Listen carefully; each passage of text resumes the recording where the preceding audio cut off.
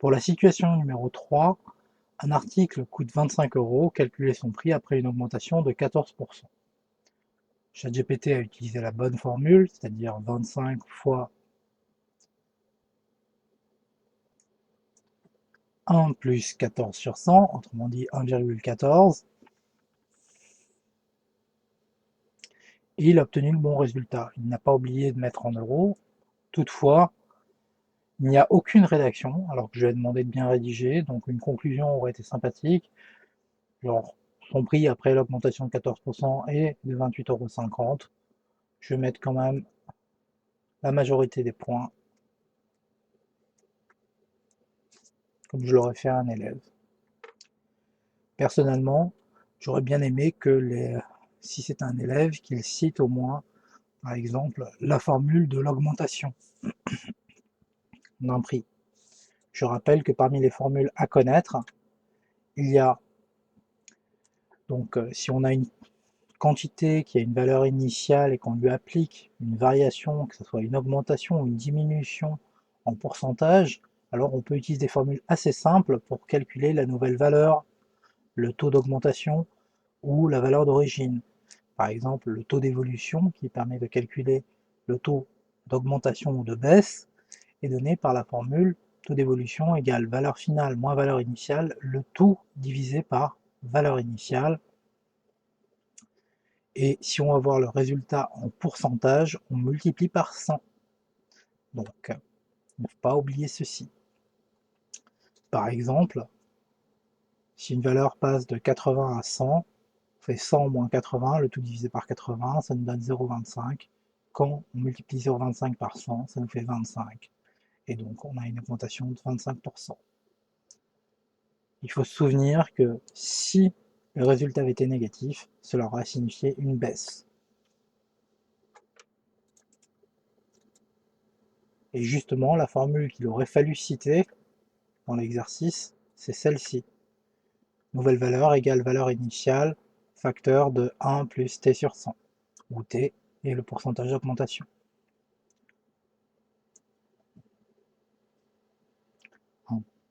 Un petit exemple en dessous, si on a un objet par exemple qui est à 30 € et son prix augmente de 20%, alors on fait 30 fois 1,20 et on obtient 36 € son nouveau prix après augmentation.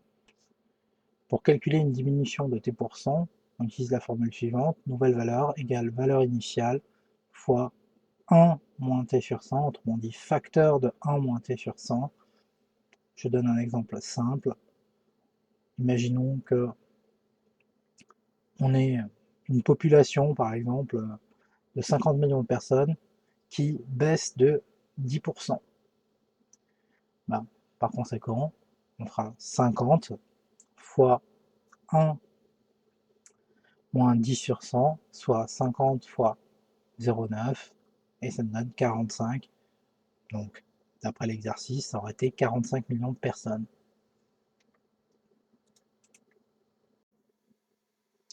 Sur les pourcentages, il existe aussi une formule qui est un peu plus rare.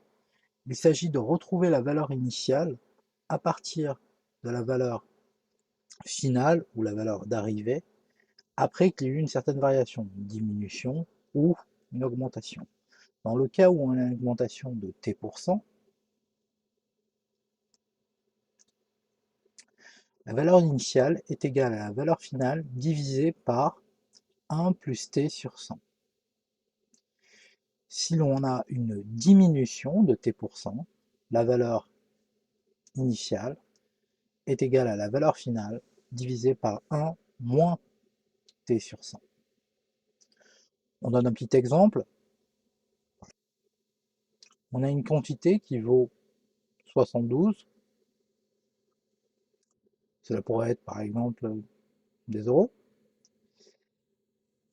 Et après une baisse, autrement dit, 72, c'est sa valeur après la baisse de 10%. Quelle était sa valeur initiale? La valeur initiale, c'est 72 divisé par 1 moins t sur 100, autrement dit 72 divisé par 0,90, c'est-à-dire 80. La valeur initiale était donc de 80, et dans l'exemple proposé, 80 euros. Il y a maintenant quelques petites remarques sur les erreurs fréquentes à éviter, par exemple inverser les pourcentages ou certaines valeurs dans les calculs.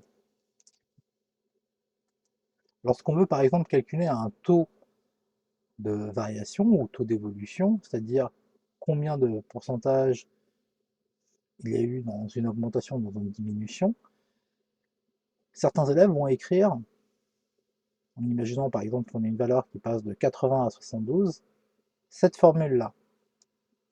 Et ils vont obtenir, en fin de calcul, environ 11%.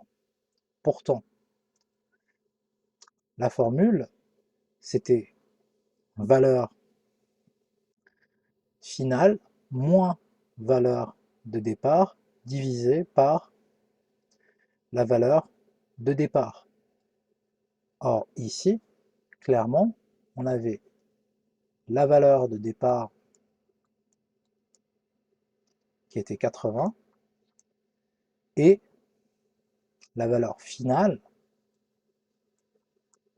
qui était 72, puisque c'était après la diminution. On dit qu'elle passe de 80 à 72. C'est assez clair de savoir qui est la valeur de départ, qui est la valeur finale. Et la formule nous donnait VF moins VD, le tout sur VD.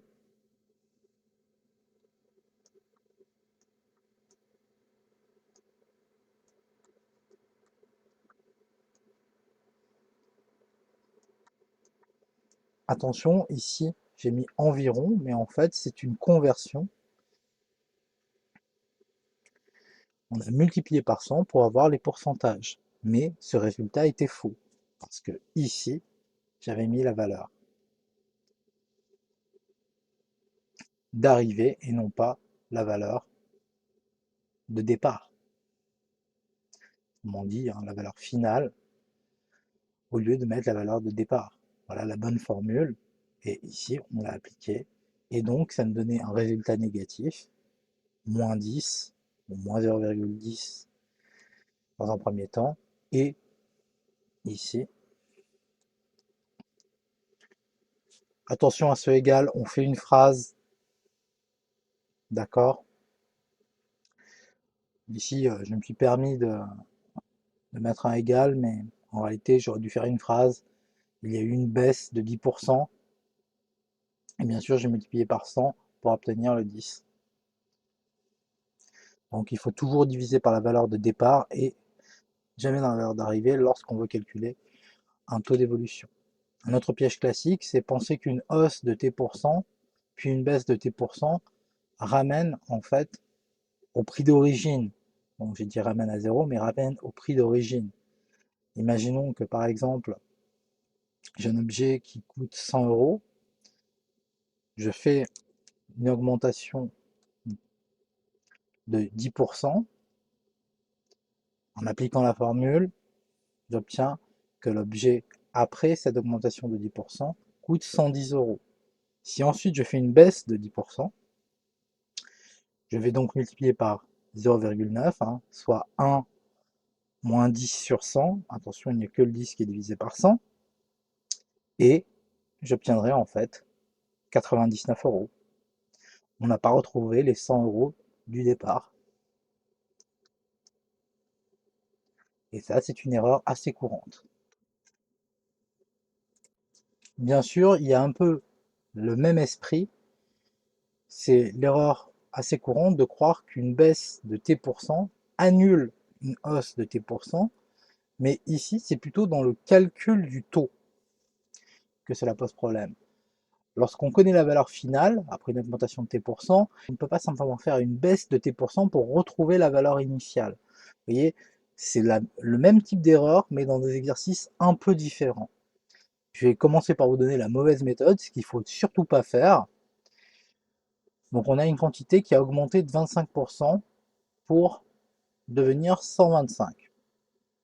Ça pourrait être n'importe quoi. Un élève croit que l'on peut faire une baisse de 25% pour retrouver la valeur de départ. Je fais une baisse de 25%, donc 125 fois 1 moins 0,25, ce qui nous fait 125 fois 0,75, ce qui nous fait 93,75. C'est clairement faux.